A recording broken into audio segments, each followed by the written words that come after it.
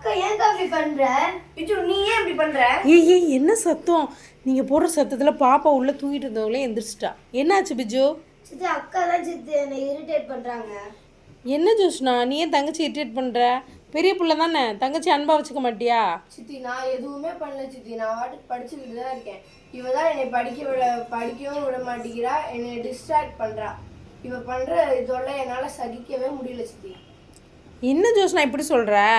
கண்ட சகோதரி இடத்துல அன்பு செலுத்தாமல் காணாத தேவன் இடத்துல எப்படி அன்பு செலுத்த முடியும்? சரி, நான் சொன்னால் தான் கேட்க மாட்டீங்க.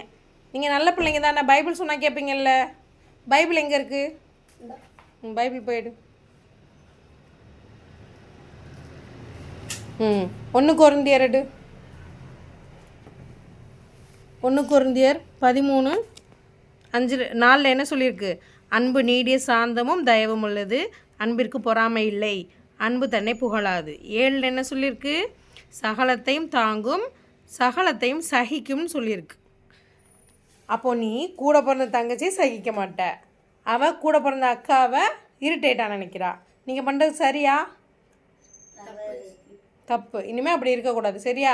நீ அக்கா மேலே அன்பாக இருக்கணும், நீ தங்கச்சியை ரொம்ப நேசிக்கணும். ஓகே? 2 பேரும் சாரி கேளுங்க.